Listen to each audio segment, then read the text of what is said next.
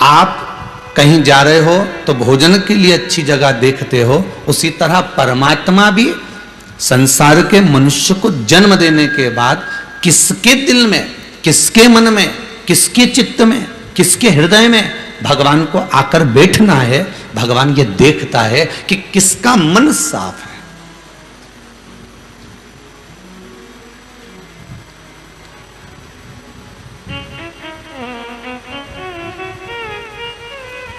मन किसका साफ है?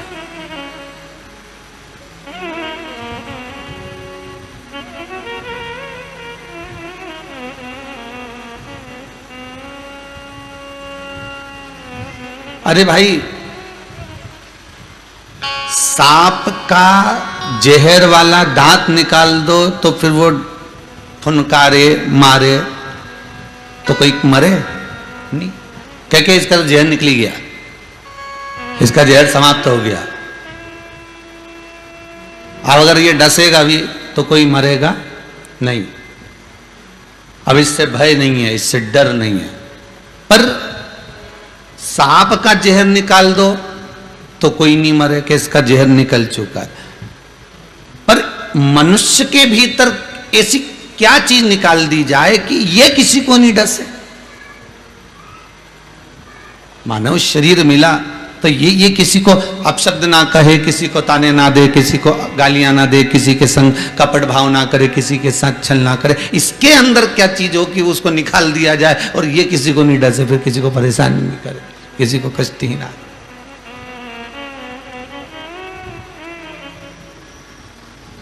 सांप का तो जहर निकाल दोगे तो फिर भय नहीं रहता, पर मनुष्य का क्या निकालोगे कि भय ना हो?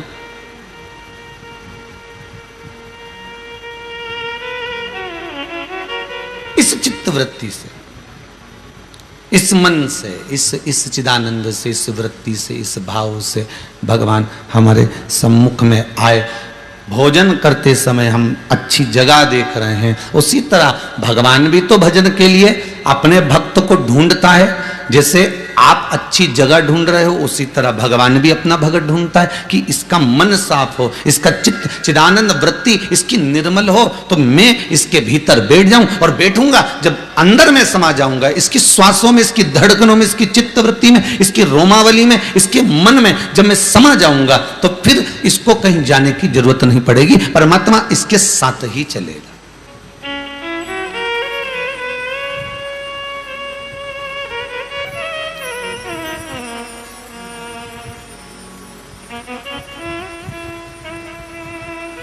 ठीक है, कुएं का पानी खराब हो गया, अगर कुएं का पानी खराब भी हो गया तो समझदार लोग कहेंगे थोड़े दिन रुक जाओ, जरा 2-4 दिन भरे रहने दो, ये मिट्टी जो है ना सारी ये नीचे दब जाएगी। मिट्टी नीचे गई, कुएं का पानी साफ हुआ कि नहीं हुआ? अरे बोलो तो, हो गया नहीं साफ?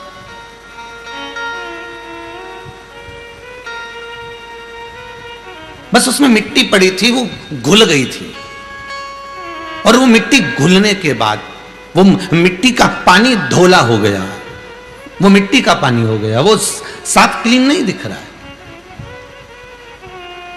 अब थोड़ा इंतजार करना पड़ेगा, 2 दिन, 4 दिन, 8 दिन, 15 दिन, तो वो जो मिट्टी है वो धीरे धीरे धीरे धीरे उस जल के अंतर्गत से नीचे बैठ जाएगी, और नीचे बैठ गई तो पूरा जल पूरा की पूरा क्लीन हो जाएगा, पूरा की पूरा साफ हो जाएगा। उसी तरह हमारे इस मन रूपी कुएं में भी अहंकार, काम, लोभ, विषय, आसक्ति, तृष्णा, वासना, ये सब हमारे इस मन रूपी कुएं में है। पानी गंदा हो जाता है कभी कभी, मन गंदा हो जाता है कभी कभी, आ जाती है आसक्ति, आ जाती है अहंकार, आ जाता है तृष्णा, आ जाता है वासना, आ जाती है लोभ, आसक्तियां, ये सब हमारे जल को गंदा कर देती है, मन को गंदा कर देती है। पर थोड़ा धीरज रखिए, थोड़ा सा धीर बांधना पड़ेगा, कुछ दिन इंतजार करना पड़ेगा।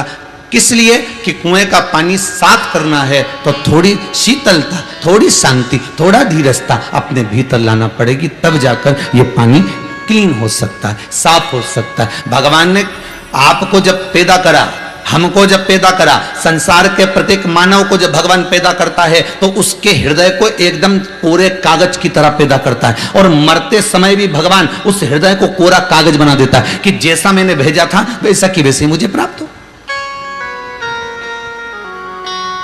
मरते समय भी व्यक्ति की आसक्ति चली जाती है। मरते समय भी व्यक्ति को लगने लगता है, जब अंतिम समय आता है तो आसक्ति उसकी जाने लगती है। अब मुझे परिवार का मोह नहीं रहा, अब मुझे कपड़ों से मोह नहीं रहा, अब मुझे धन से मोह नहीं रहा, मुझे इन परिवार वालों से मोह नहीं रहा, मुझे इन वस्तुओं से मोह नहीं रहा। उसको कहो कि ले थोड़ा सा भोजन कर ले, तो भोजन से मोह नहीं रहा।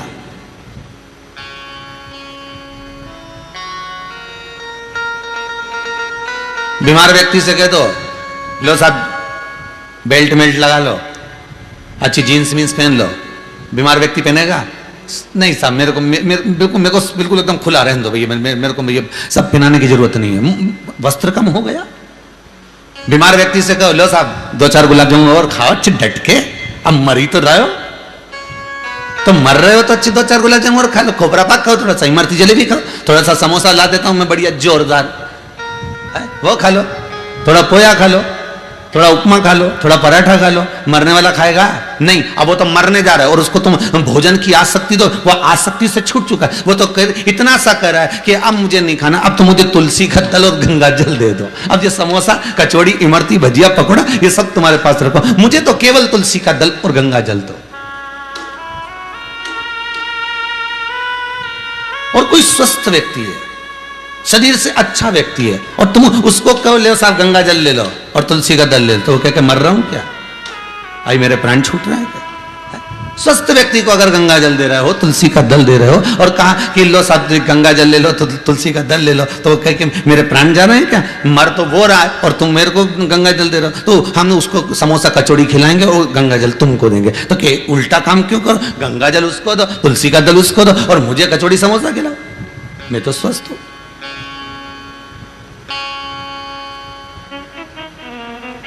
आए थे तब भी आसक्ति नहीं थी, जब पैदा हुए थे ना कोई आसक्ति नहीं थी, ऐसे ही पड़े थे।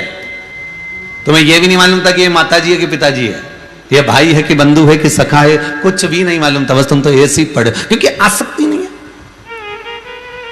और मरे तब भी आसक्ति नहीं है। मरते समय भी सारी आसक्ति।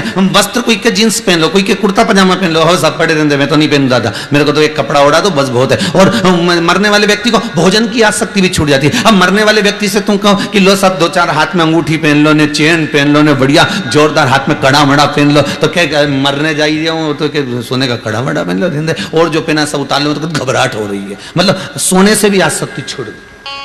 अब मरने वाले व्यक्ति से कहो कि सब लो ये 2-2 हजार के नोट की 5 गड्डियां हैं तुम्हारे पास, रख लो, तुम तुम्हारे पास में रखो, बड़े काम में आएगी। तो मरने वाला कहेगा रेंदे दादा वो हॉस्पिटल में लगा देना, तो तेरे पास ही धर ले, मेरे को नहीं चाहिए, हिसाब भी तू ही कर। आसक्ति छूट गई। ना धन, ना दौलत, न सत्ता, न सम्मान, न वस्तु, किसी भी चीज की आसक्ति मनुष्य को नहीं रहती। आया तब भी, गया तब भी, सब आसक्तियों से वो वंचित है, सारी आसक्तियों से वो छूट चुका है।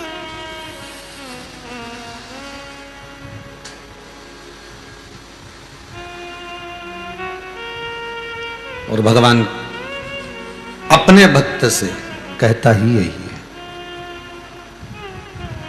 राम जी ने शबरी अम्बा को कहा था, प्रथम भक्ति संतन कर संगा, दूसरी रति मम कथा प्रसंगा। अगर मां अम्बा, शबरी अम्बा, आपने अगर मेरी भक्ति को धारण करा है, सत्संग किया है, तो तुम मुझे जानते हो कि अंतिम बिंदु और प्रथम बिंदु में कुछ भी नहीं है। ये बीच में जो समय निकला है बस यही आसक्तियों से भरा हुआ।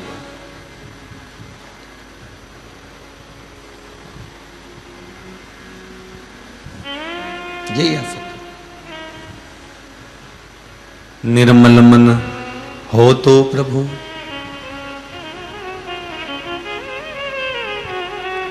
शबरी के घर भी जाते हैं। निर्मल अगर भाव है तो भगवान पहुंचेगा। जैसे विदुर जी की धर्म पत्नी, जिसका नाम था पारसंधी, क्या नाम है उनका? विदुर जी की धर्म पत्नी का नाम है पारसंधी।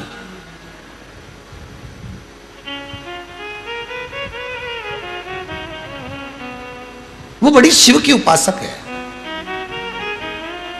श्री विदुर जी महाराज की धर्म पत्नी जब बाल्यावस्था की थी पारसंधी, मात्र 12 वर्ष की अवस्था की पारसम्भी अपनी माता के साथ में शंकर जी के शिवालय की पूजन करने के लिए जाती थी। विदुर जी की धर्मपत्नी। कई लोगों ने एक प्रश्न खड़ा करा था, महाराज ये बताइए कि भगवान ने 56 भोग छोड़कर विदुर के घर के केले के छिलके क्यों खाए?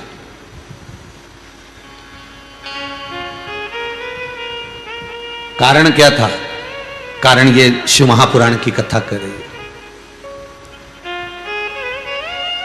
कोई के भाग्य में आपके लिए लोगों ने दाल बाटी बना कर रखी, आपके लिए लोगों ने मालपुआ बना कर रखा, रबड़ी बना कर रखी, खीर बना कर रखी, और आपके लिए इतना सारा पकवान बना कर रखा, और आप चले गए वो सामने, और वहां जाके तुमने कहा लाओ सब रोटी दे दो। तुमने कहा सब आज की तो नहीं है, 2 दिन पुरानी रोटी रखी, दे दूं तो क्या दे दो। अब तुम्हारे लिए इतना बना कर रखा और तुम बासी रोटी खाओ तो तुम्हारा भाग्य। अपन तो सरल भाषा में यही कहेंगे कि भैया इनका भाग्य ऐसा होगा कि इनकी किस्मत में ये ठंडी रोटी, ये बासी रोटी लिखी होगी। पर शिव महापुराण की कथा कहती है कि ये विदुर जी की धर्मपत्नी पारसम्भी, ये 12 वर्ष की अवस्था में क्या, 9 वर्ष की अवस्था क्या, 8 वर्ष की अवस्था क्या, जो अपनी माता का हाथ पकड़कर शंकर के शिवालय का पूजन करने जाती थी। विदुर जी की धर्मपत्नी पारसम्भी शिव आराधना में डूबी रहती थी, शंकर की आराधना में इतना भजन करती थी, इतना स्मरण करती थी कि उसको कुछ सुहाता ही नहीं था।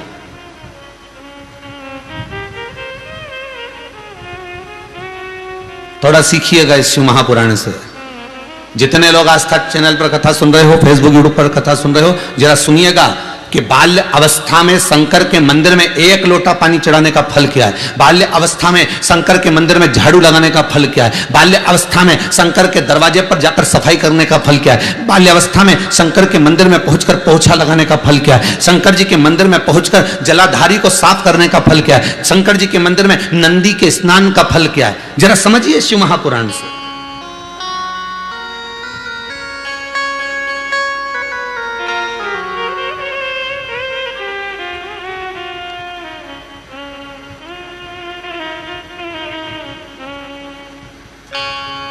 निर्मल मन हो तो भगवन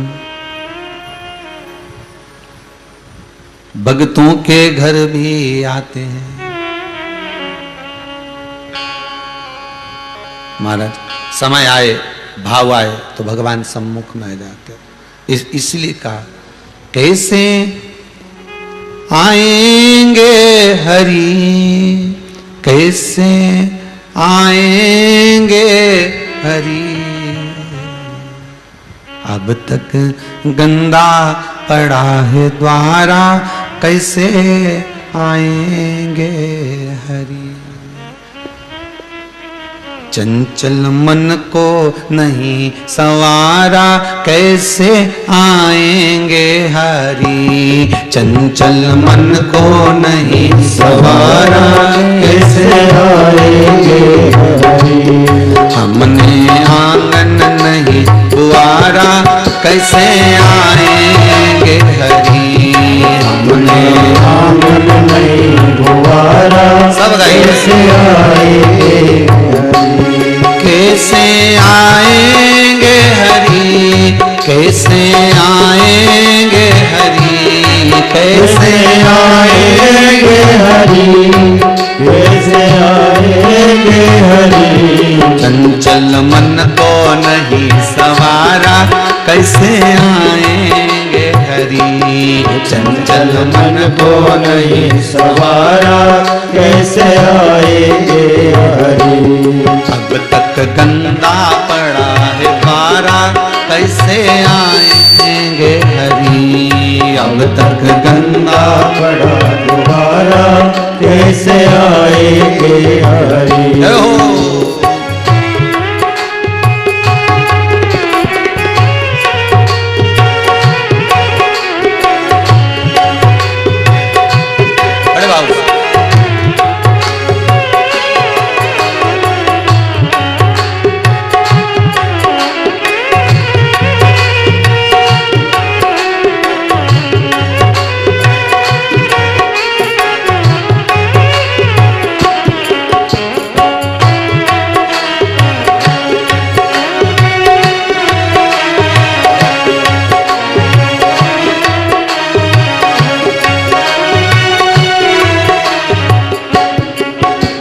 निर्मल मन हो तो भोले बाबा भक्तों के घर आते हैं। निर्मल मन हो तो भोले बाबा भक्तों के घर आते हैं। ओ निर्मल मन हो तो भोले बाबा भक्तों के घर आते हैं। निर्मल मन हो तो भोले बाबा भक्तों के घर आते हैं। ओ भक्तों की बाह पकड़ के भोले अपने संग ले जाते हैं। भक्तों की बाह पकड़ के भोले अपने संग ले जाते हैं। हमने इस पर नहीं विचारा, हमने इस पर नहीं विचारा, कैसे आएंगे हरि। चंचल मन को नहीं सवारा, कैसे आएंगे हरि। चंचल मन को नहीं सवारा, कैसे आएंगे हरि। कैसे आएंगे हरि, कैसे आएंगे हरि। कैसे आएंगे हरि, कैसे आएंगे हरि। हमने आंगन नहीं बुआरा, कैसे आएंगे हरि। हमने आंगन नहीं बुआरा, कैसे आएंगे हरि।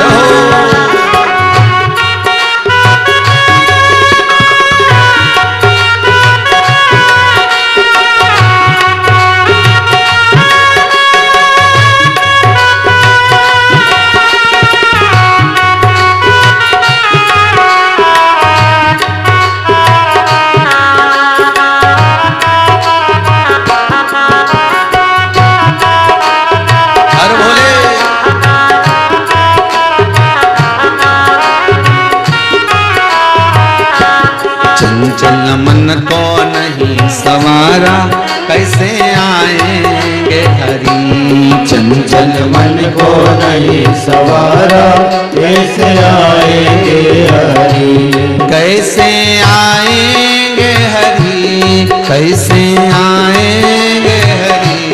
कैसे आएंगे हरि, कैसे आएंगे हरि। अब तक गंदा पड़ा है द्वारा, कैसे आएंगे हरि। अब तक गंगा पड़ा है द्वारा, कैसे आएंगे हरि। अब तक गंदा पड़ा है द्वारा, कैसे आएंगे हरि। अब तक गंगा पड़ा है द्वारा, कैसे आएंगे हरि। भगवान शिव की कथा कहती है, इस मन को पवित्र बनाने का प्रयास करिएगा। निर्मल मन सो मोहि पावा, मोहि छल छिद्र कपट ना भावा।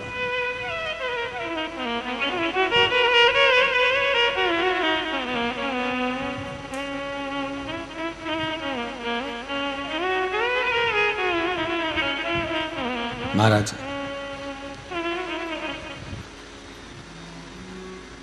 हृदय हमारा पिघल ना पाया, जब देखा कोई दुखियारा। चित्तवृत्ति में वो भाव नहीं आ पाया।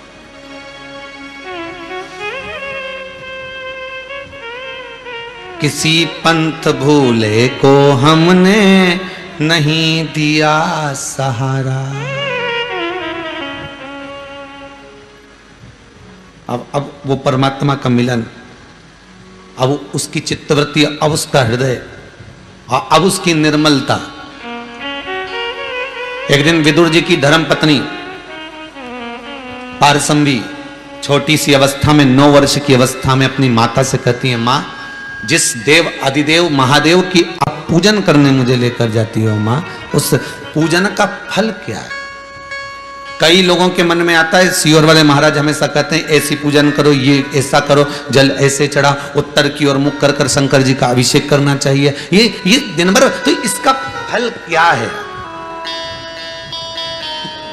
क्या फल होगा उसका?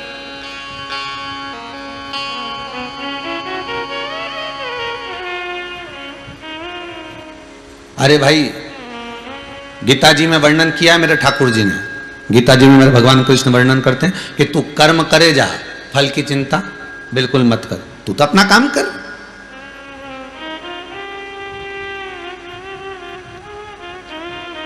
फिर एक प्रश्न खड़ा हो जाता है, व्यक्ति को भाग्य का मिलता है कि कर्म का मिलता है?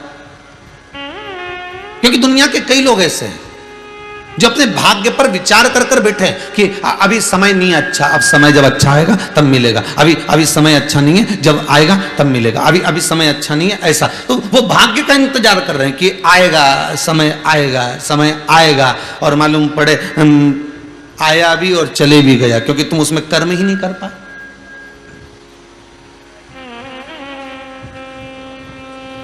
और कई ऐसे भी हैं जो कर्म कर रहे हैं पर भाग्य प्रबल ही नहीं हो पा रहा। रोज दुकान खोलता है पर भाग्य प्रबल ही नहीं होता है। प्रतिदिन दुकान खोला भी सही, व्यापार चलाया भी सही, पर कोई फल ही नहीं। कजन कितने व्यापार बदल कर भी देख लिया, फिर भी फायदा नहीं। कर्म तो कर रहा। फिर मन में आया कि कर्म का मिला कि भाग्य का मिला।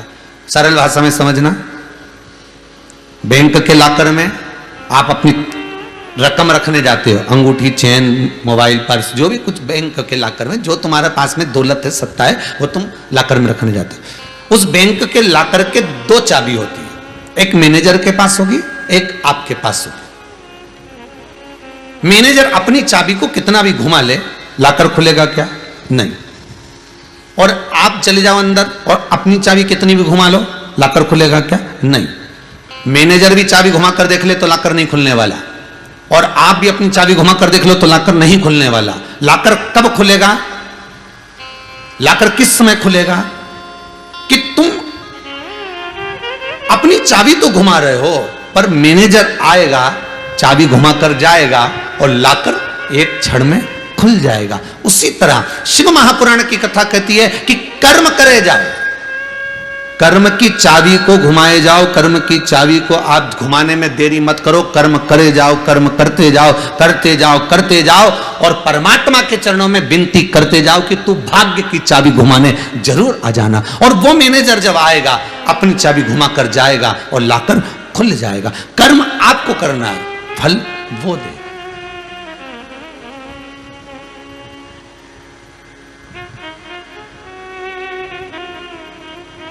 हमें याद है एक भोपाल के कोई न्यू मार्केट के कोई भाई आए होंगे और वो कहे, गुरुजी हमने तो कपड़े की दुकान डाली थी, फिर क्या हुआ? तो वो चली नहीं। और इतनी विनती करके गए तो हमने भगवान को प्रसाद भोग सब लगाया, सब सारा काम भी करा हमने, और 15-20 दिन चली, फिर चली नहीं। फिर हमने जो है वो दुकान बंद कर दी, फिर हमने दूसरी दुकान डाल ली। अच्छा, फिर पर हम क्या करें गुरुजी, हमारा तो भाग्य बेकार है। 15-20 दिन तक तो अच्छी चलती है, उसके बाद नहीं रहती, तब अच्छी चलती है, उसके बाद में तो दुकान ठप हो जाती है। फिर हमने वो वाली दुकान भी बंद कर दी। अच्छा, फिर हमने कोई दूसरी डाली और दूसरी डाली, फिर हमने वही करना चाहा, फिर वैसा की वैसे किया, फिर 15-20 दिन चली, फिर ठप हो गई।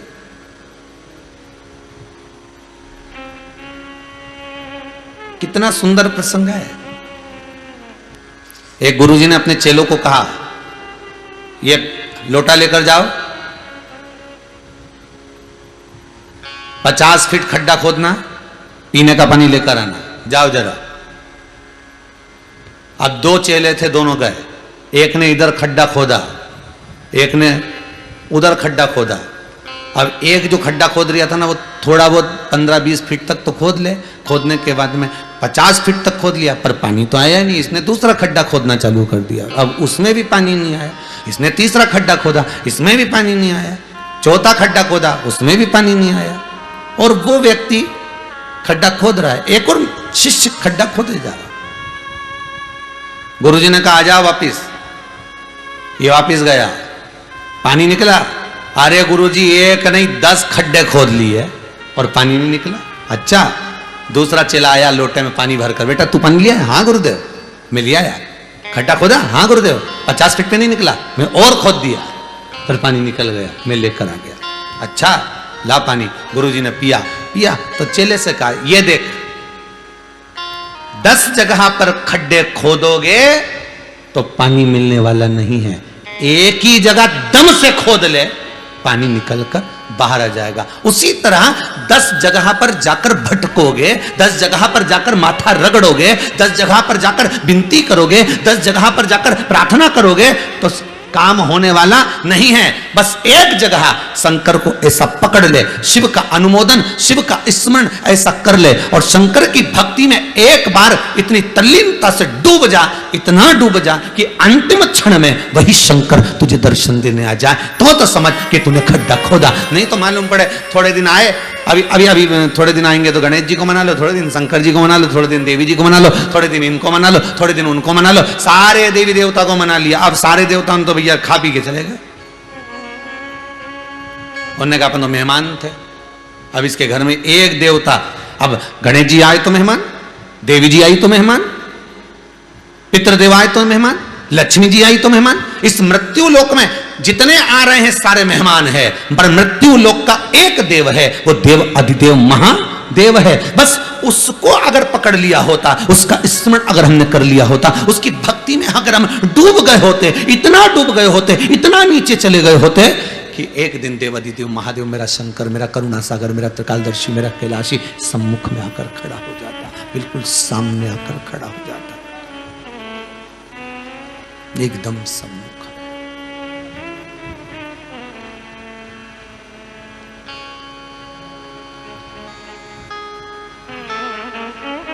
फिर कहीं चित्तवृत्ति कहीं जाए ना, मन कहीं जाए ना, विचार कहीं जाए ना,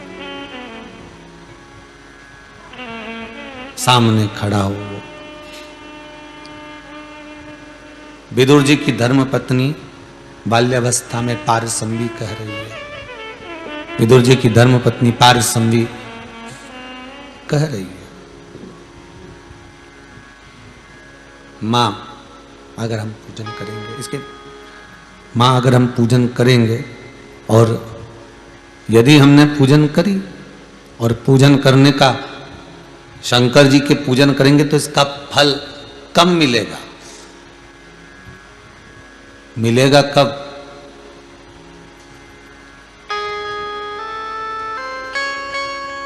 पारसंवी विदुर जी की धर्मपत्नी बाल्यावस्था में मां से प्रश्न करती है और मां उत्तर देती है। क्या उत्तर दिया मां ने? मां ने कहा, बेटा फल की कामना से किया गया कोई भी कार्य सफलता नहीं मानी गई है, उसमें सफल नहीं माना गया। तुम एक काम करो बेटा, शंकर के मंदिर में जाकर स्नान कराना, शिव जी को शंकर के मंदिर की बुआरी लगाना, झाड़ू लगाना, पोछा लगाना, शंकर का श्रृंगार करना, शंकर के भक्ति में डूबे रहना। शंकर कब फल देंगे ये मुझे मालूम नहीं, पर देगा जरूर, ये पक्का।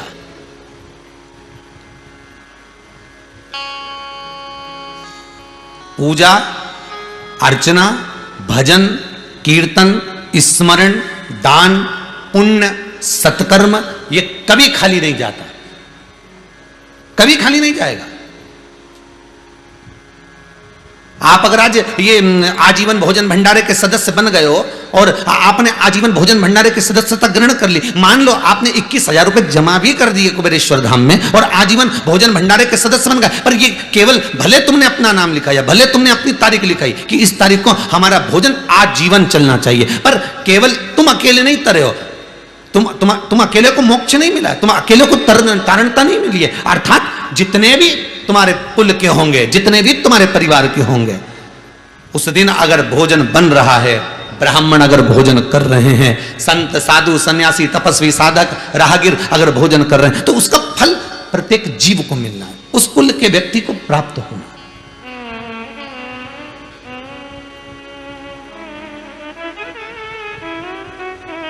प्रत्येक जीव। फल क्या है?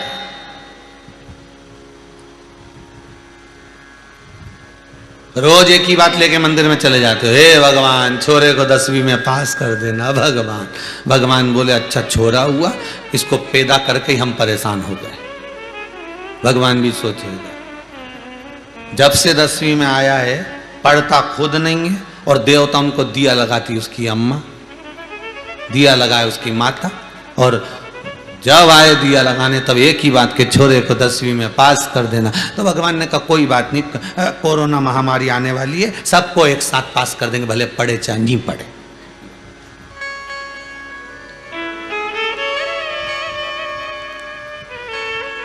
और ऐसी कोरोना महामारी आई, सारे स्कूलों में कह दिया गया कि रिजल्ट बना लो। तो टीचर बोले बनाए कैसे ये तो बताओ। तो क्या पुराना रिजल्ट देख लो, जैसे जैसे थे वैसे वैसे बना दो, फालतू का टेंशन मिटा। अब विचार करा कि आखिर हमारा इतना अच्छा रिजल्ट कैसे आ गया। और नहीं तो मालूम पड़े 10वीं की बोर्ड की परीक्षा देता, सीबीएसई कोर्स की परीक्षा देता, तू पढ़ाई करता और जब रिजल्ट तेरा आता तब 4 दिन पहले से रोटी छूट जाती अखबार में देखने के चक्कर में कि आज रिजल्ट आने वाला है, आज रिजल्ट आने वाला है, आज रिजल्ट आने वाला है। 25 नारियल तो तू हनुमान जी के फोड़ी आती और ना जाने शंकर जी को कितना लोटा पानी चढ़ा जाती। रिजल्ट आने वाला है, बस 2 दिन बाद रिजल्ट आने वाला है, 4 दिन बाद रिजल्ट आने वाला। और सबसे ज्यादा रिजल्ट की जो सबसे ज्यादा रिजल्ट की प्राथमिकता है वो केवल 10th और 12th, 10वीं और 12वीं। बस इनका रिजल्ट देखने के लिए तो माता पिता भी तरसते हैं। बाकी के 9वीं 11th ये सब चलता है, पर जो 10वीं का और 12वीं का रिजल्ट है उसको देखने के लिए तरसते कि अब क्या होगा। वो तो ना जाने कितनी माताओं ने दिया लगाया होगा शंकर जी के, ना जाने कितना लोटा पानी चढ़ाया होगा। और छोराओं ने जा जाके, ना जाने छोरियों ने कितनी भगवान शंकर के मंदिर में झाड़ू पोछा करा होगा। तब शंकर भगवान ने कहा कोरोना महामारी आ गई, इन सबके निकाल दो, एक खेप का तो पास कर दो, इनके निकालो सबके।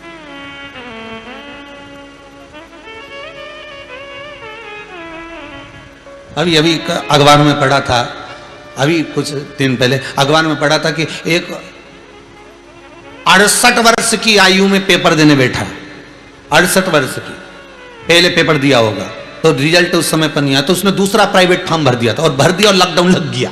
तो 68 वर्ष की आयु में 10वीं में पास होना पड़ा। अब करा नहीं करे तो कहीं करे, दिया लगाया होगा, नहीं करे तो क्या सुनता है।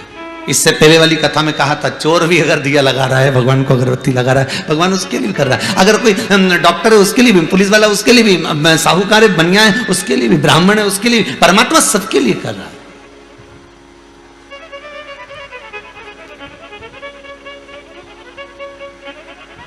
बड़ा है दयालु भोलेनाथ डमरू वाला,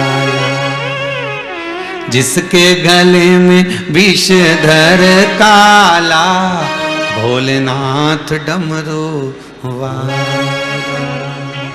बड़ा है दयालु भोलेनाथ डमरू वाला। शिव का डमरू डम डम बाजे, बड़ा कृपालु, बड़ा दयालु।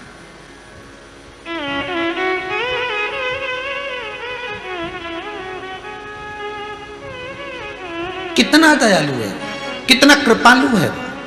उसकी कृपा की कोई आनंद की कोई सीमा ही नहीं है। मुझे फल क्या मिलेगा। विदुर जी की धर्मपत्नी पारसंवी बाल्यावस्था में अपनी मां से पूछती है, लोटा भर के पानी चढ़ाने का, बुआरी लगाने का, साफ करने का फल क्या मिलेगा। पारसंवी से पारसंवी की माता बोलती है कि तू कर्म कर, फल उससे देना। तुम तो कर्म करो, तेरे मंदिर में आना मेरा काम।